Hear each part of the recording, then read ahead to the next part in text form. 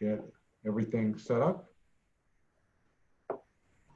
The title of this talk, of course, is about how do you overcome anxiety, panic attacks, and sleep problems without medications.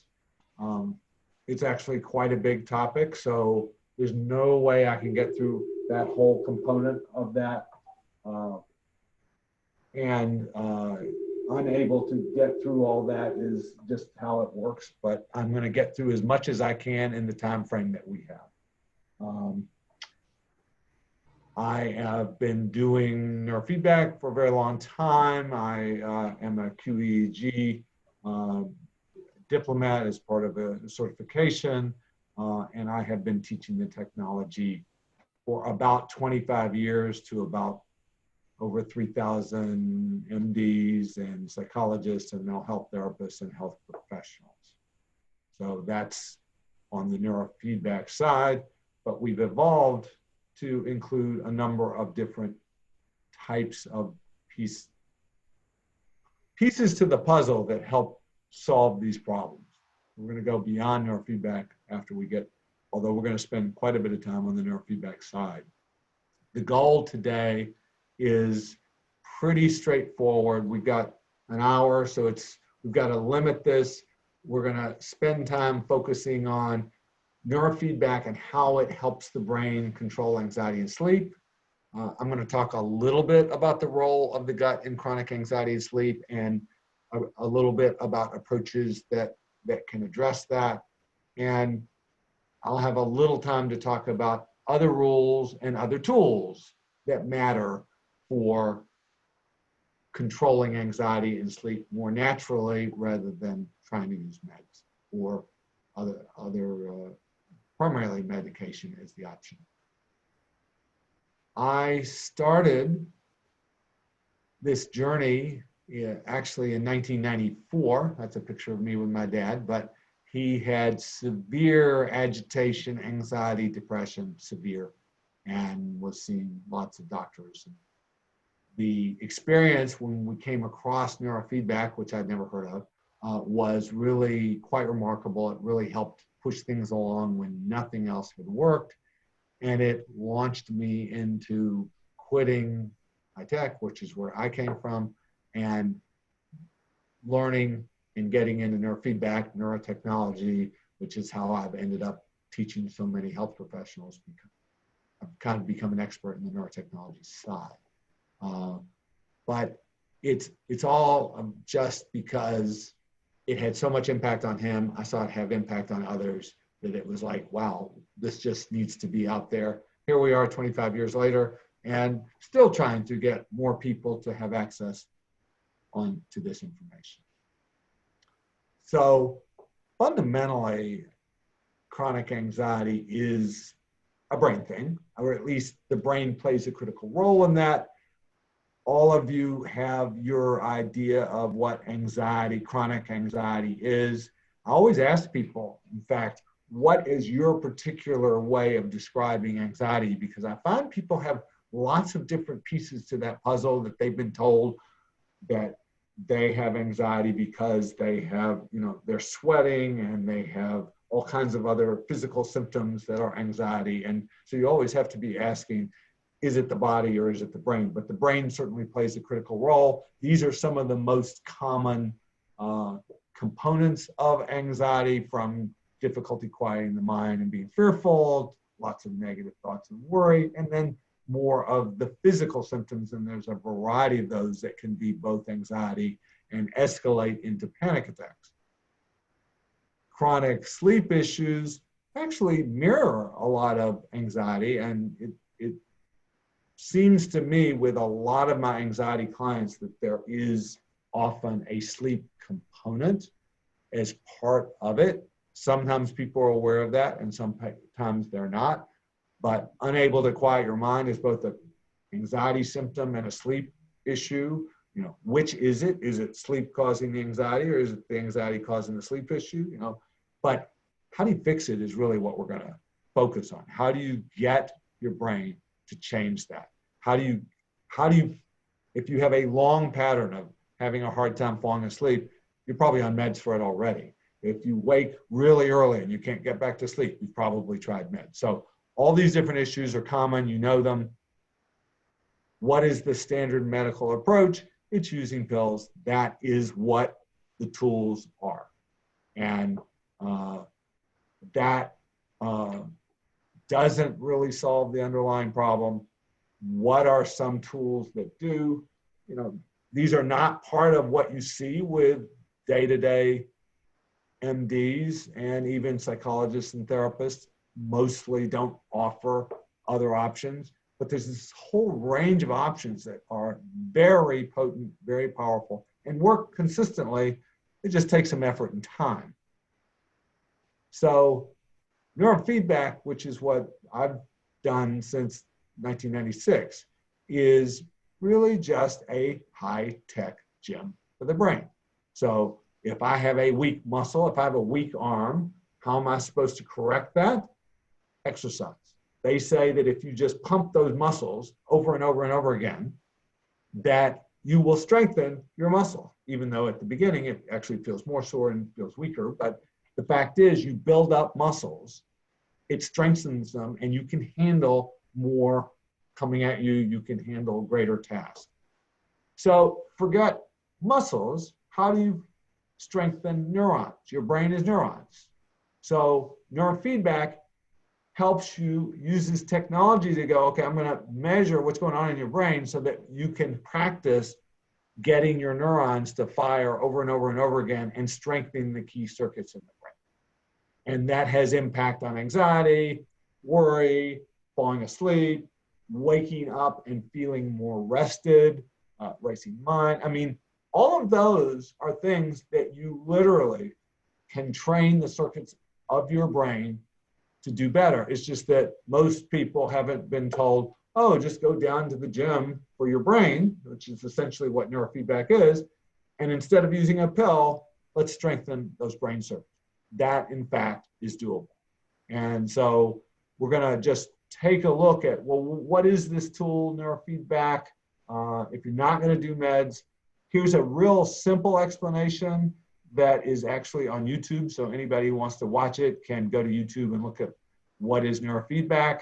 It's easier to explain it here than it is for me to spend 20 minutes explaining it. So let's go with this. I'm just going to make sure that I have enabled this correctly. And hi, this is Mike Cohen. I first took my dad to neurofeedback in 1995. He was struggling with severe agitation. We went to top doctors, nothing worked. Then we found neurofeedback, and the effect on him was remarkable. Ever since, I've worked with neurofeedback. So when people ask, what is neurofeedback? They typically want to know how you do it, what it helps, and how it's different than other options. With neurofeedback, anyone can improve their brain. We've trained children, teenagers, and adults from age 2 to 92. For children, it's often used for ADHD, emotional and behavioral issues, learning and developmental delays, and struggles in school. For adults, it's commonly used for anxiety, depression, obsessing, and sleep problems. Neurofeedback measures brain activity, like brainwaves, and it helps you make more or less of certain brain patterns. By changing brain activity, or by changing how one area of the brain talks to another, you can improve attention, control of your emotions, and behavior. There's research on how it helps migraines, pain, concussions, addiction, and seizures. But what do all these have in common? They're brain issues. With neurofeedback, your brain changes itself. And when it does, typically any of these issues improve. It's not all about problems. Neurofeedback improves performance by changing the timing of the brain. That can help anyone in performing in school, business, or sports. It helps give you an edge. Neurofeedback is different from brain games like Lumosity or tutoring or therapy.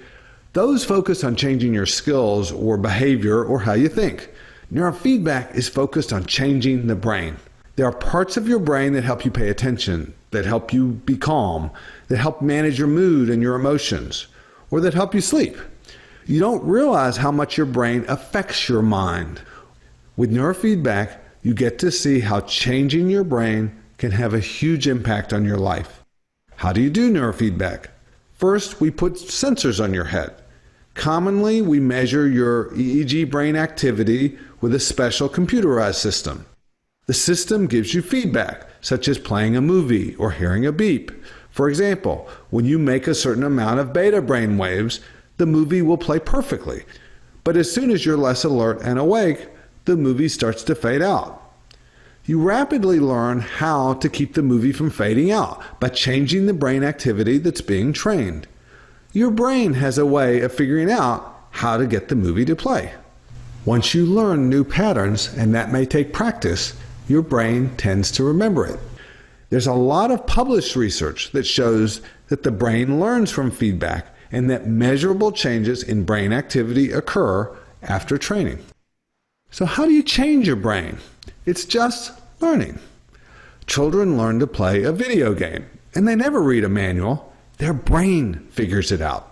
How do you balance on a bike and not fall over? Somebody probably showed you, but it's your brain that figured out how to balance. When you train brain activity, your brain figures out how to balance its own activity. So once you train the brain, does it stick? Well, you don't forget how to ride a bike, even if you hadn't ridden in 10 years. It's the same with neurofeedback. Once your brain learns, you don't tend to forget it. There are exceptions, particularly if there's disease like Alzheimer's or neurological issues, but there are still ways to train your brain.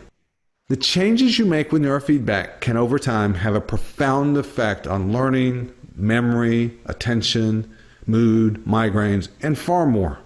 If you or someone you know could benefit from this group.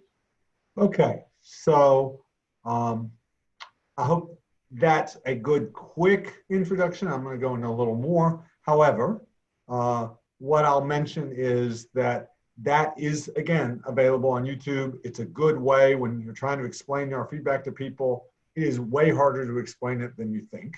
So that's a good way to do it, and I'll show you another way to give people some explanation, but that's a good one for just sharing with others when you're trying to mention it.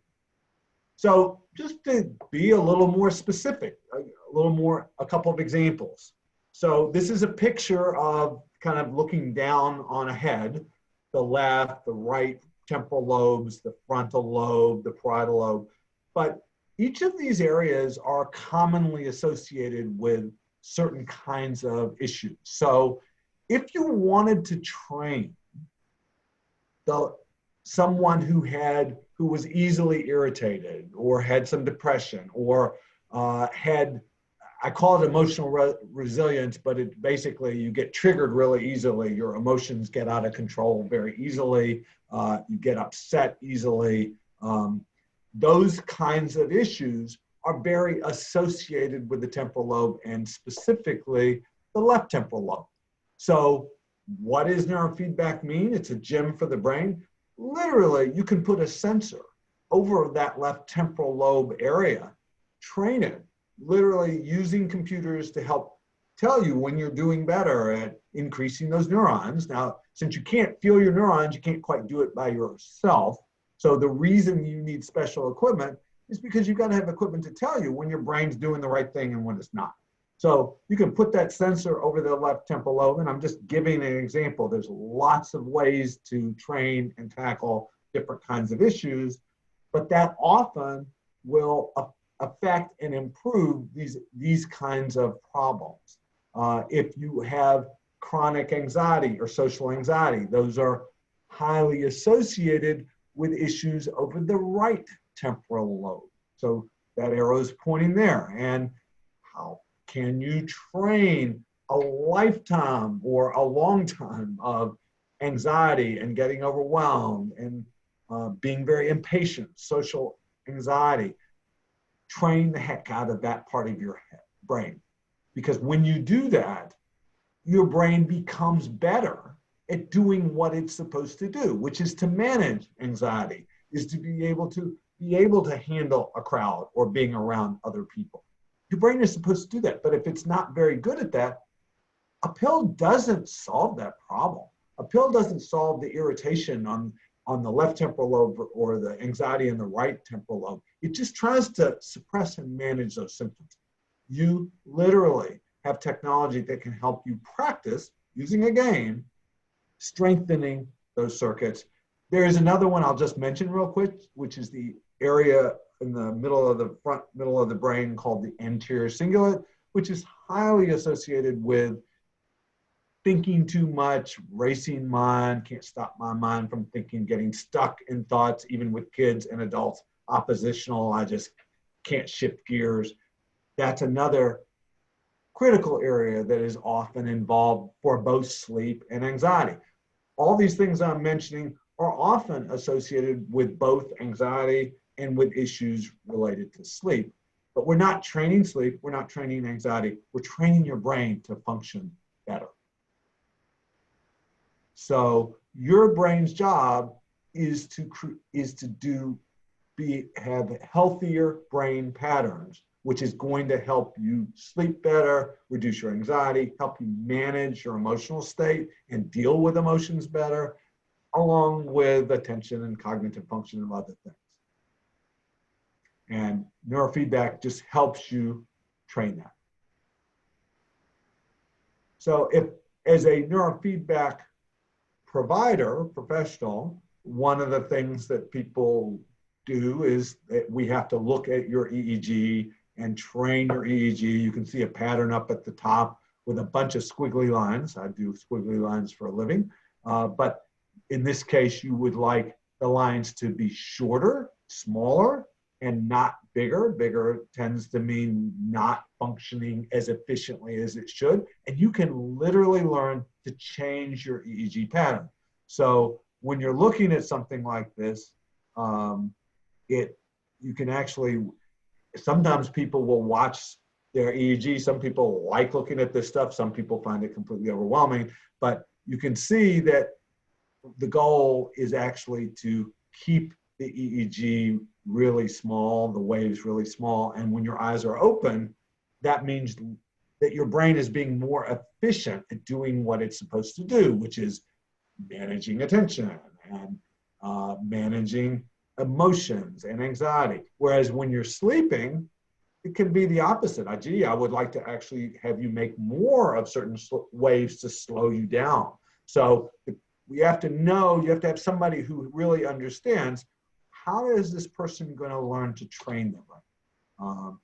So most people end up looking at either a movie or a Pac-Man game, or there's lots of different kinds of ways, different systems show how things work. This is the case in which if you had sensors on your head that were just measuring your brain patterns, this Pac-Man is going to slow down, turn black, and stop whenever your brain's not doing the right thing. So if that could be, if you're training anxiety, I need to be making more of the pattern that helps me be more calm, and it slows down or stops when that happens. Whereas if you're training for sleep, you're looking for what are the patterns, how do you keep the Pac-Man going, and we'll train you to get the patterns that help you sleep more to keep the Pac-Man going when that is occurring. So there's different kinds of patterns, and again, having somebody to help guide you in knowing, well, what am I going to train? Because the brain is incredibly complicated. You just can't slap a sensor, put something on your head and say, I'm going to measure this and it'll just make my sleep better. Everybody's a little unique. Everybody, you can't just say there's one way to train sleep. There's one way to train anxiety. It's a little different for everybody. And part of the process is learning how to adjust.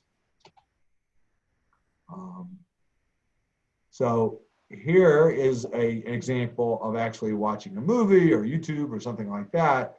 All right, pal. I've been waiting all summer for this. What do you got planned? Oh, you sure you... So did you see the movie kind of fade out? So when the brain is doing the right thing, the movie won't fade out. It'll just keep going. But when, so your goal when you're watching this movie, and you have no idea how to do this when you start with neurofeedback, but your brain figures out how to balance. How do you keep this movie from fading out? Handle it? Come on, you know who you're talking to? This is Lightning McQueen. I can handle anything.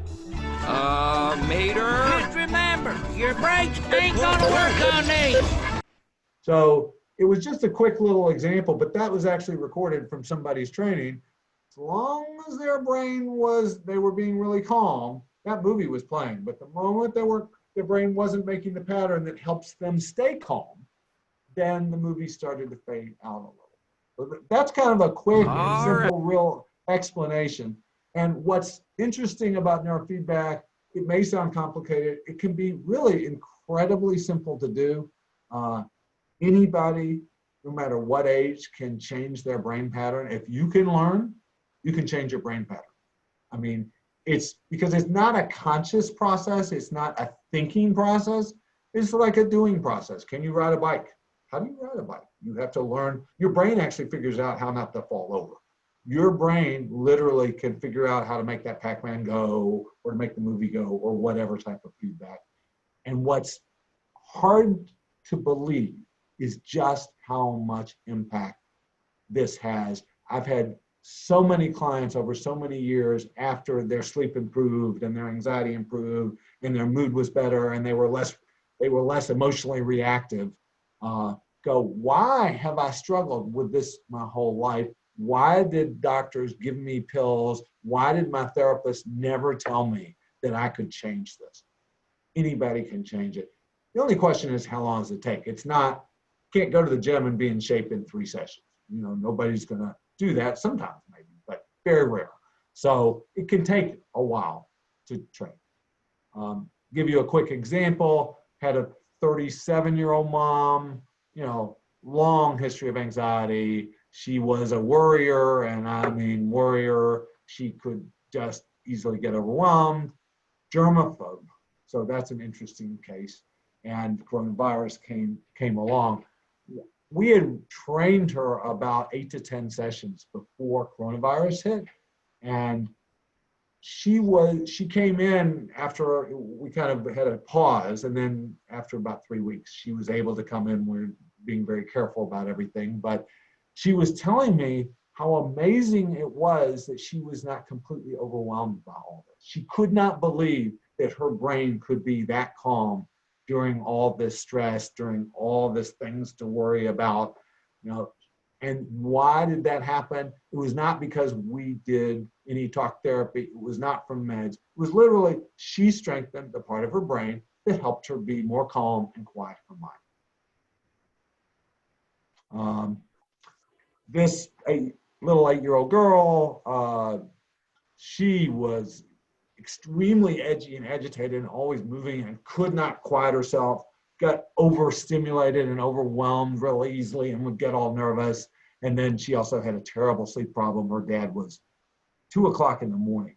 He was out driving her in the car, and that had gone on for 2 years.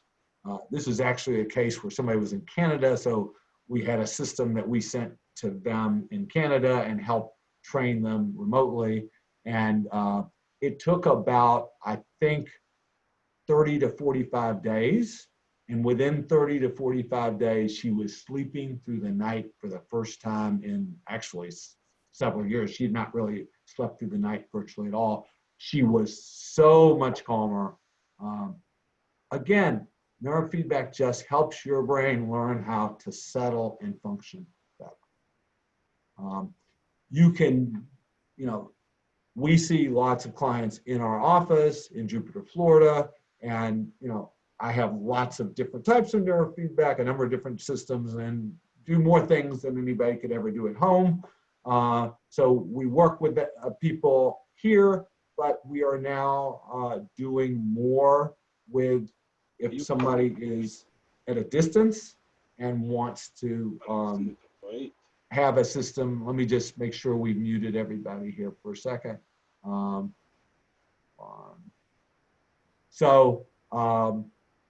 If anybody has the need to really do neurofeedback and they are unable to come into someone's office, but it could be a tool, that's something that we talk on a very selective basis. We don't do that for everybody, and it's not right for everybody. So part of the process, both with neurofeedback and some of the other tools that I'm going to be talking about, is trying to figure out for any given situation what's the most appropriate thing to use, what are the best set of tools, what is really the underlying problem. So we often do a half-hour consultation with people to try to break down what their issues are and try to help sort out between a variety of different options what makes sense for them and what's likely to work consistently, because the goal is not just to do this stuff, it's to get better. And you got to make sure you pick the right tools for the right situation. I'm going to talk a little bit more about sleep because so much anxiety, and sleep issues are all interrelated, and you may not be aware of the most current research about sleep and brain health. And I just want to make sure you are, because you probably know somebody who has an issue like this. Sleep is the time where your brain does housekeeping. It is often said it cleans up the garbage at night, but you have a system in your brain that has to repair itself and clean up.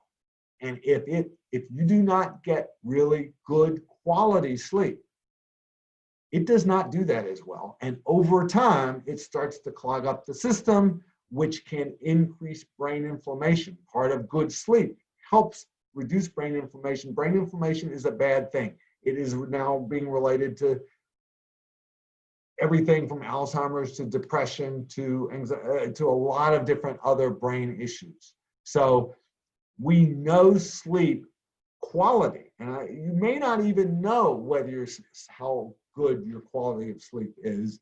You can't, how do you know? I mean, if you wake really rested and you're alert during the day and you're functioning well, you probably have good sleep. But if you've got anxiety, if you know you have sleep issues, if you've got issues with memory, mental sharpness, just mood kinds of issues, it could be related to sleep and sleep quality. It turns out sleep quality even affects kids' developmental processes. So kids in the autistic spectrum and kids who are struggling with learning often have sleep issues. And how do you correct it? Medications do not correct it. They help you feel like you're sleeping better. But according to Dr. Matthew Walker, who's at UC Berkeley, sleep and psychiatric meds almost across the board interfere with sleep quality. So yes, you need to have something to help you sleep, but the problem is that most psychiatrists and doctors don't really utilize other tools to help you. I mean, you can do yoga, you can do exercise, there's many other things you try, but the people who find us, they've already tried everything. So if you have chronic sleep issues, you got to find something else. And neurofeedback is a piece of that puzzle that's very important. But what else is a piece of the puzzle? I'm going to skip to something we have both in our office and that we often end up at home with. This is a pretty new technology relatively for us. I think we've been really working with it closely the last 2.5 years. It's called LENYO, sleep bioregulation therapy. It's in a category. There's a variety of different kinds of technologies that are out there that do some similar things. It has what is called a pulse magnetic field, but there's something very unique about this system, and we've seen with so many really severe sleep problems that their sleep tool, when I combine it with neurofeedback, and sometimes when I just do it by itself, takes people who are getting 3 hours of sleep a night for 6 months, 4 hours of sleep a night. I mean, these people are pretty desperate. These are very tough sleep cases. And that is one of those things that I have spent forever looking for. What are the best tools that can handle and help sleep? This is one of them. It is the most consistent other tool for sleep that I've ever seen. And I find it speeds up the neurofeedback. If you have one at home, you can do it every day. It can still take a little while, but the percentage rate, at least that I've tried with some of the toughest sleep cases, is about 75 to 80% of those people have some benefit. Now, there's some other things that I often recommend they do also, but these are tough sleep cases. So if you've been struggling with sleep, this is something that I'm going to just recommend. We put, I think Gwen, who works with me, say hello, Gwen. Yeah, hi, because I was hoping you're going to let everybody know where they could get this.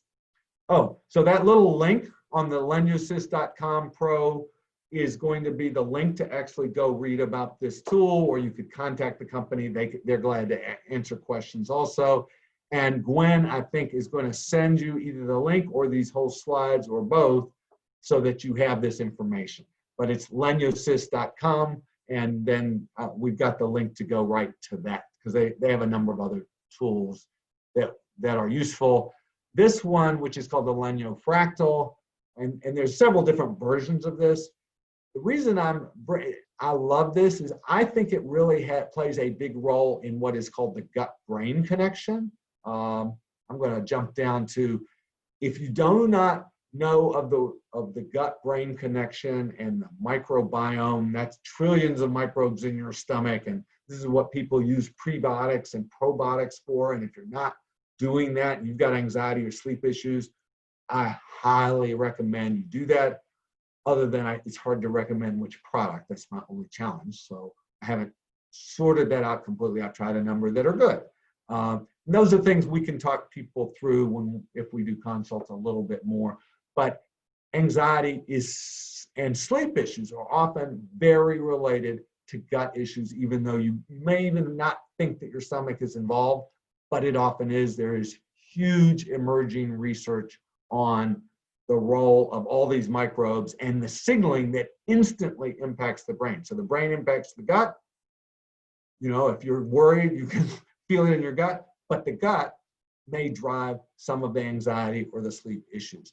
So my belief is that between the fractal, which is actually quite good for some of the anxiety symptoms, and the sleep program, and often, you have to kind of figure out which makes sense for people to work with. And these are things that seem to really help the signaling between the gut and the brain. And so it's a very, very powerful and potent tool. And I just find, I look for things that work, because I don't like to not succeed. To me, succeeding is people don't come back to me because they're doing well. And when I've combined these technologies, and I have a few others in my office that are even more potent, but they're expensive. So these are tools available at home. These are things we can use in the office, but it's things that you can access. It seems the combination of this, I've even had some people use this for pain quite successfully, is remarkable additional tool that most people just have never heard of. Mike, since it's about 7:35, I know you had some frequently asked questions that you wanted to go over before we took questions from people. All right, she's telling me that that I'm talking too much. I need to keep going. So thank you for that, nicely said. What I want to do is just point out, I have a couple of other really interesting cases, but there are a number of cases I'm just going to mention. We have several questions I'm going to go through. There's a book called Neurofeedback 101. I guess I wrote it, but anyway, I've gotten really good reviews on it from both clinicians, from users. It's simple to read. It's got a lot of cases, so it's going to have a lot more cases than I could possibly go through. Our website goes through a number of cases with panic attacks, with anxiety, with sleep issues, and it also explains in more depth how the neurofeedback piece works. It doesn't really talk about the LENYO device. That's actually embedded more in some of the cases online and a few of the cases in the book, because we've used it with some of those people. I'm going to pick out. And I want to say, and you can buy it on Amazon. You just put in Neurofeedback 101. It pops right up. We have electronic version, like for Kindle or a reader, and it also is in paperback. And you can read some of it online at no cost, just so you get a feel for what it's like. But it's a really quick read. It doesn't take, and you can pick out what you want. What I'm going to do is I'm going to talk about just a few neurofeedback questions that are in the book. Now, they are more in-depth explained, but I'll just do a few of some of the more common questions that we hear over and over and over again. I talk about having sensors on the head, measuring your brain does everybody know their brain makes electricity? So we're not doing anything with the electricity other than measuring it. So the only thing these sensors do is measure when your brain is making certain patterns, electrical patterns. But your brain is making electricity all the time. Is it making the best electrical patterns that you need for your brain to perform better at sleep and reducing anxiety? Probably not, if you're on this presentation or you know people who are not. So no, you're not putting anything in, you're just measuring. And what the computer does is it tells you, it gives you feedback, it gives you beeps. You saw the Pac-Man, you saw the movie. It tells, as soon as your brain gets off that pattern, it tells you when your brain is off. Well, it's like a blood pressure cuff. It's just telling us, on a readout what's going on, but not putting anything in. So how quickly can I expect to notice effects, and do they stick? About 70% of the kids and adults that I work with notice some type of change within 1 to 3 sessions. Some take longer. So I've had people that take 5 sessions. I've had people that take 10 sessions. There are some people who have much trickier brains than others, and their brain it's so stuck, it doesn't learn a new pattern very quickly. Let's put it that way. But they eventually get it. And if they don't, then we start looking at other approaches and other exercises to do. Some people do actually notice effects. To tell you the truth, I have some people who notice effects in a few minutes, but that's not necessarily common. But it's, can I train my right temporal lobe to reduce my anxiety? I've had people who came in unbelievably anxious, and they calmed down by the time their session ended. And they were like, how could I feel this calm? I don't understand it. The machine didn't do that. They literally got their brain to calm down by having feedback that told them when their brain was making the calm pattern. How quickly can I, okay, I already just did that. But you can address very quickly whether the effects stay or whether you have to do neurofeedback forever. Yeah, so how long does it take for the effects to stick? In other words, okay, I'm not anxious today. Will I be anxious tomorrow because no, you will be anxious tomorrow because your brain's not you haven't practiced enough getting your brain to be not anxious or to sleep better or to be in a better mood.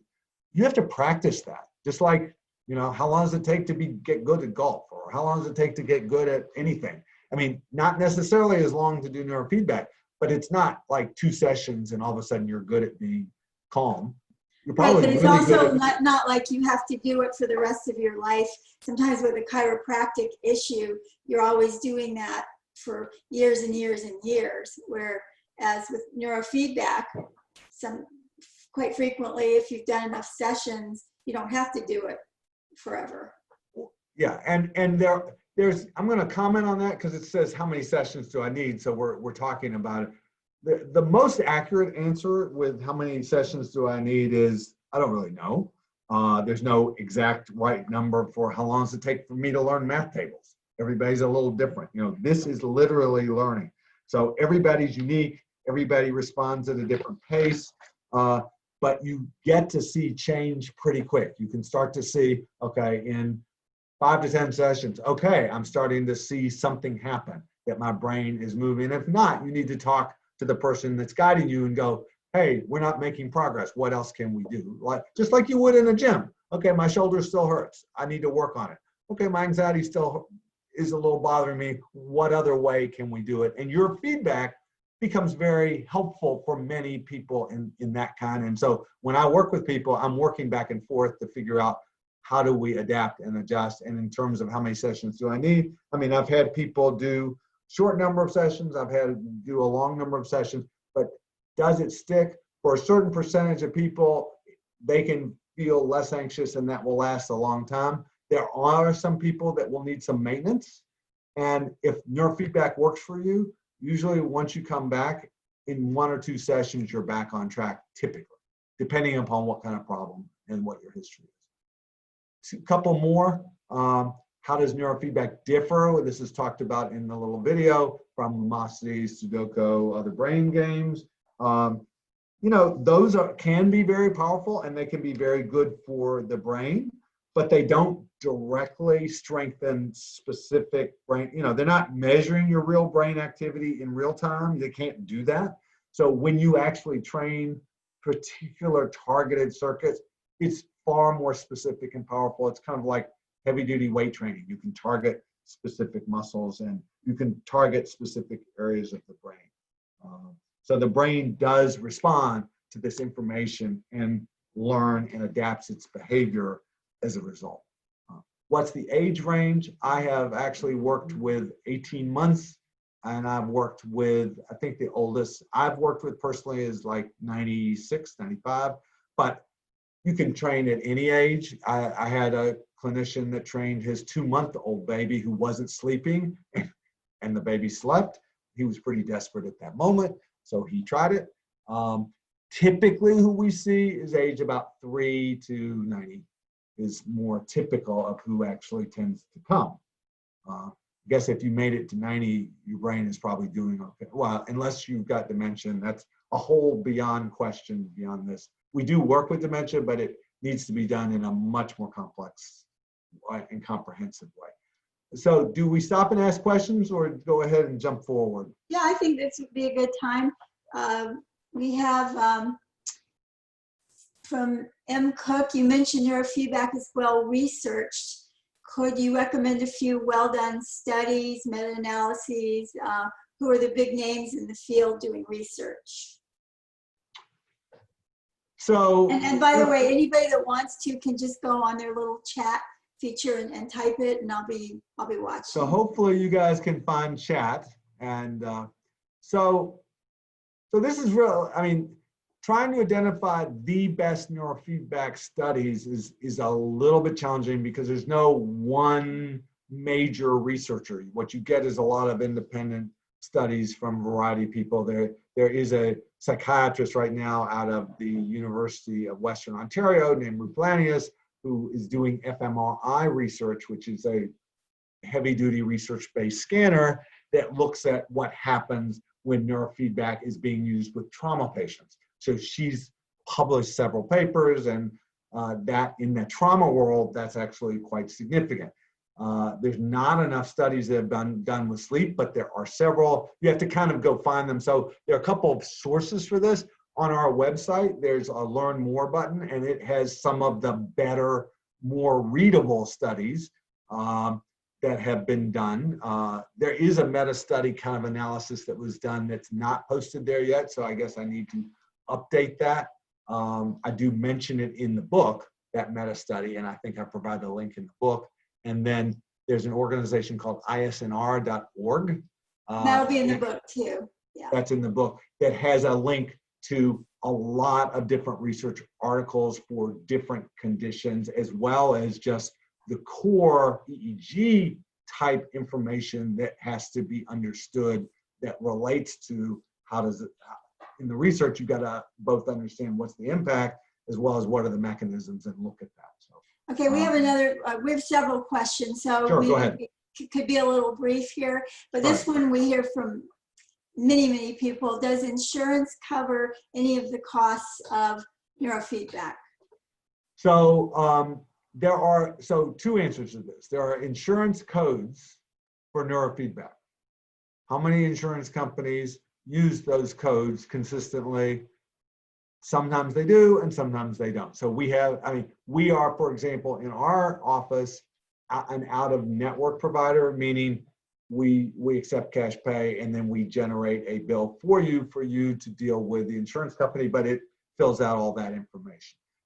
We have, frankly, a percentage of our clients who do get reimbursed and a percentage who don't. It also depends upon the diagnosis. So some insurance companies will pick up, neurofeedback for a particular diagnosis, but not others. Sometimes you use anxiety or sleep as the diagnosis code and not, biofeedback.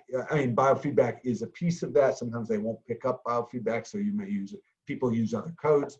There's a variety of ways to try to get it reimbursed. There are some providers around the country that do get reimbursed. I know in Canada, some of the clinicians I know get reimbursed. In Australia, some of the clinicians I know get reimbursed, but I think in the Netherlands, they're not now. It's different by different countries. So In the United States, it's all over the place because that's true for all things in terms of their medical reimbursement. I have doctor friends who don't get reimbursed. Go ahead, Gwen.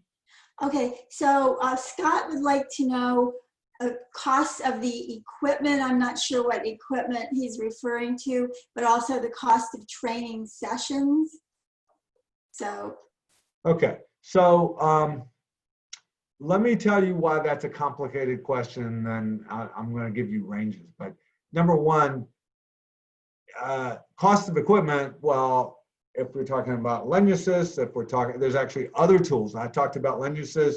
There is something called audiovisual entrainment, which is another tool that can be useful for people, although it may be a little more complicated to use, but it's something at home. There's something called cranial electrical stimulation, which can sometimes be helpful for anxiety and sleep. And it's really simple to use, but I find the LENYO more consistent in its impact. So, which one do you do first? This is why we try to help guide people. So in terms of the equipment, are we talking about neurofeedback equipment? I have several different kinds. So, if somebody has a home use system, that varies depending upon what kind of problem. So I can't answer it there.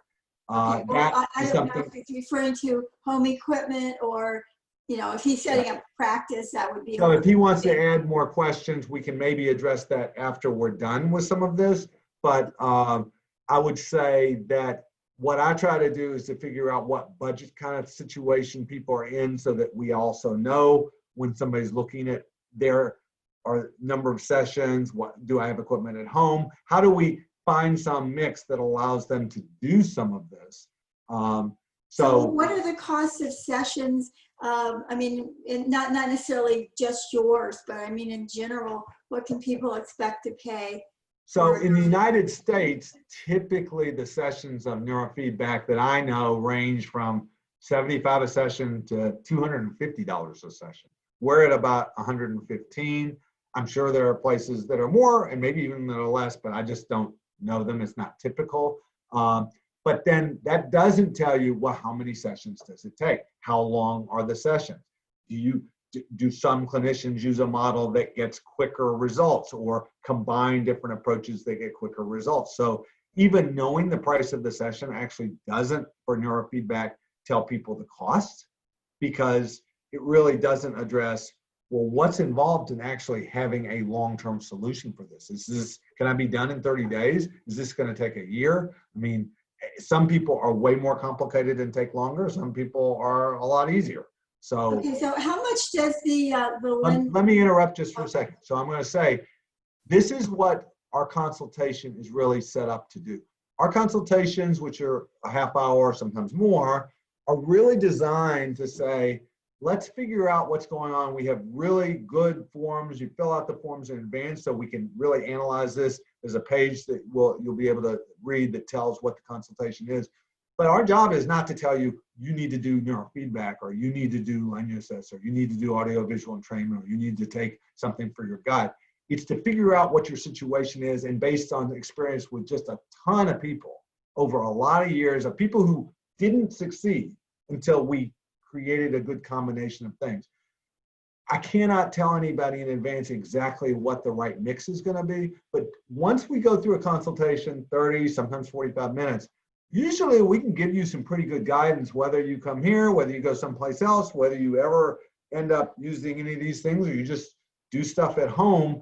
The goal is really just to figure out what's likely to be good options for you. Mike, you need to tell people, because people are from all over the country, you do remote consultations. They don't have to be physically in Jupiter, Florida to take advantage of the broad range of knowledge that you have.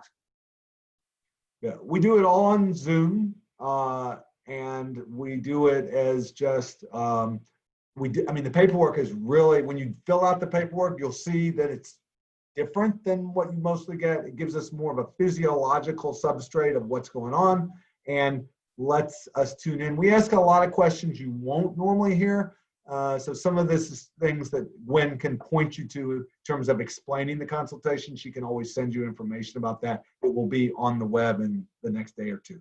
Other questions? Gwen? Oh, you're muted. just a quick answer of how much the LENYO equipment costs, and then we do have another question as well.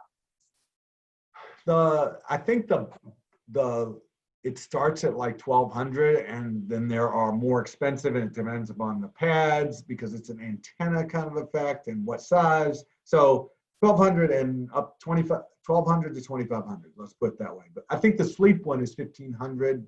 I think there's a version that's a little less than that. So it's not the cheapest, but boy, if you have a chronic sleep problem, when it works, and it works at such a good percentage of time, it's amazing. It's an amazingly good tool. Let's put it that way. It doesn't mean it works for everybody, but they have a 30-day restocking kind of thing, so you can always try it. Okay, and another question was, could you comment about neurofeedback's effectiveness with anxiety as a result of PANDAS? So here's what I'm going to suggest. We're scheduled to stop at 8. I want to come back to that question. PANDAS is a relatively complicated situation, and does it help? Absolutely, but I want to make some clarifications about PANDAS specifically. I mean, everything is unique. PANDAS, huge issues from antibiotics that make it more complicated, because if your gut has either you've had a bunch of antibiotics, because that's one of the standard ways to treat PANDAS, it creates both a solution and a problem, and that relates to anxiety. So I have to talk about that. I'm going to put that aside, and let's go on, and we'll come back to that last, or after 8, or after about 5 minutes when we get to that point. Okay, well, that's all the questions that I have. So okay, was there another question that just popped up? I think. I don't think so. Okay. All right. So. Yeah. Yeah. It's from Scott again. He wanted to do sessions at home. You know, how does that work? So, you know, yeah, I mean, but again, it depends upon what the LENYO has. It's kind of like neurofeedback. You have different equipment that kind of needs to be kind of selected for different problems. So having a better history, and I do some consulting with them on what might be the most appropriate thing. That's also assuming LENYO by itself is the only thing to do. So I try to get a much better picture of what the sleep problem is and what else, you know, might need to be included. But the LENYO itself, again, I mean, once you buy it, you have you do it every day. I mean, it's an unlimited amount of training. I find that usually somewhere between 2 and 4 weeks, even people with the worst chronic problems, it ought to start kicking in by then. If it doesn't kick in by 4 weeks, it may be the wrong device. But I've had people who knew it was going to fail because they failed at everything. And I mean, they've tried everything and they had some really nice success with this, but it's not every time, but remarkable number. So hopefully that answers that. But again, it could be 1,200, it could be 1,500. They have a 2,400, they have a more. So, all right. And were there any other questions that, well, why don't I show you a couple of other things, because we've got just a few minutes, and we jumped past, I'm gonna skip giving you more. We have another question if you want to do that. Go ahead, and then I'm gonna talk about brain mapping for a minute, okay? Okay, because we've got about 4 minutes. But Tom wanted to know if someone were to have remote sessions with you, what equipment would they need to have at home? I don't know. I have 3 different types of systems that I use. So again, this is complicated. I mean, the brain is complicated. Sleep is complicated. Anxiety is complicated. You know, somebody comes in and says, I have this anxiety. It's not the same for everybody. I'm looking for what's the underlying driver of this. I had a woman, I have to tell this case. I had this woman came in. She was ready to be hospitalized. She's 38, couldn't take care of her 4 kids. Her mom was there taking care of her kids. She couldn't talk. she couldn't hardly be with her kids. She couldn't drive. Her anxiety was so crippling and overwhelming. She was at the end of a rope, which is usually when they get here. In 2 days, she says she's probably 70% better. Now, we saw her 2 days in a row. There were several unique things that, in addition to, in this case, not the neurofeedback, but the LENYO, but it was the commercial version of the LENYO tool. But there were several other complicating factors that I helped guide her on, and the combination, even with that, the combination it's a remarkable turnaround. So that doesn't always happen that quickly, but you can't imagine when you find the right tool that how much it can help. But it wasn't just the right tool. There were some external things that she didn't know about. Actually, in her case, they had a router 10 feet from her bed, a wireless router, and it appeared that she was highly sensitive, but she had no idea of that, and they didn't. So we try to look at all kinds of things. Gwen, where am I? Okay, well, it's about time to wrap up, but everybody who's on this call today has my name and my email address and my phone number. So if there's information that you would like to get that you weren't able to get tonight, or clarifications, or if you'd like to set up an appointment with Mike or buy equipment or anything, just email me and I'll make it happen. Although we don't, in and of itself, usually just say you can call and buy equipment. I want to make sure that whatever you're getting has, actually makes sense. I mean, I've had people. In the book we actually recommend some vitamins for anxiety, and we don't sell these very much, but we have them here in our office, and we do send them out. It's from 2 different companies. I've had people that helped immensely. So you never know what's going to work. I mean, when people have more serious problems, they need a lot of things, and I find that that's a good support. But that's the kind of stuff that when we do a consultation, we just want to make sure people are getting good solutions, not just getting neurofeedback or LENYO or audiovisual entrainment. It's what fits the situation, and they've been told things by doctors and therapists that are often not completely on target, let's put it that way. And so we try to help sort out what some of the underlying mechanisms are that often are just ignored. I mean, who would have thought this woman was potentially being contributed her anxiety by having a router in her closet? But that's called EMF stuff. So I'm going to suggest that for people who want to leave, because it's 8 o'clock and we have a 7 to 8 schedule, that please go. I'm going to take a few minutes to go through a couple of other things for people who are glutton for punishment, want to know a little bit more. Gwen, any other comments before I do this? Okay. So, and by the way, Gwen works with me. Huh? Yeah, Gwen works with me. I was muted, but I said no more questions. Okay, yeah. Gwen works with me. She's very good at communicating. So you have questions, route your questions to her, because I'm not as efficient at taking care of that kind of things, but she makes sure that I do. And she's very easy to access and helpful. So, so you may have heard of brain maps. I do talk about this in more detail in the book, but this is just a visual example. Do I need to, what a brain map is, it's putting a cap on your head, measuring the electrical activity all across the head, comparing it against what is called a normative database. In other words, what is a typical brain pattern and how does my brain pattern vary from that typical? And here's a case in which the red that shows up on this particular map is identifying areas of the brain that are significantly different from other areas.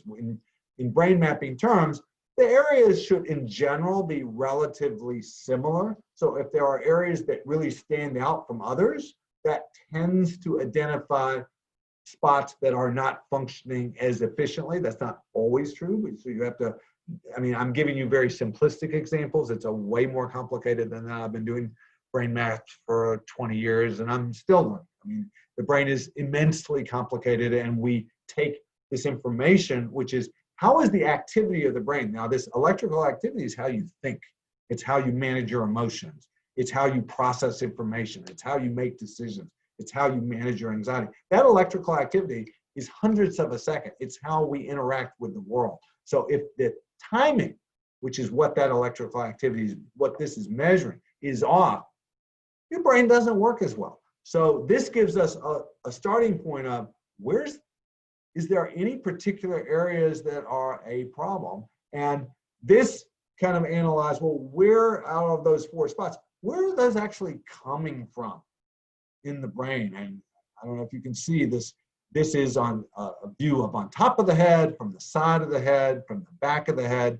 And this green spot is way down deep. I mean, this map shows in great detail where are some of these spots coming from, or where is this area across this? This is called the central motor strip. There's one in the front. But these are just different areas of the brain that play different roles. And when we can identify, okay, there's a bit of a problem here, then that gives us a little more specificity. In other words, where do we target? Where do we train? That's what this is for.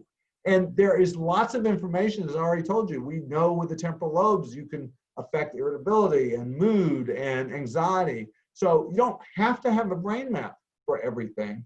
If I have somebody who's particularly complicated, I may recommend a brain map. I use a lot of brain mapping. It's nice to have. There is a cost. There's different kinds of brain maps. This is one particular type. A lot of people don't use this one. It's a little more expensive, but it gives me more information. So it just has a higher learning curve for people to learn how to use it. So there are lots of different ways. I find them useful, but I don't require them in all cases at all. And I have some home users I've never met where I didn't have maps. And then I had people that I sent locally for maps where I was able to get them to record it remotely, and I was able to analyze it and identify where to train. So we've already answered a lot of the other questions. That's just a quick, I mean, this whole brain mapping thing, that I just talk about that in consultation also, which is, do you really need one or not? Sometimes you really do, sometimes you really don't, or at least you don't have to start in that place. So hopefully that gives you all some ideas about neurofeedback.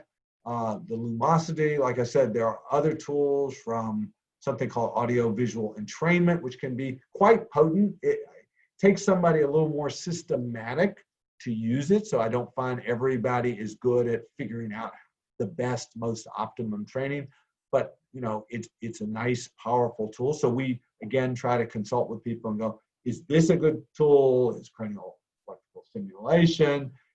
Do you really need, I had an Alzheimer's person, I sent her to a doctor to get some certain testing that I don't think that they had ever done, that her family had done. But, that's a more complicated situation. And, I wanted to make sure that some of the underlying metabolic issues had actually been addressed, which they had not. If you really eat crappy, neurofeedback doesn't work as fast. So we talk about things like that in the book. What kinds of things keep you from, having success with any of these therapies? Eating crappy is probably one.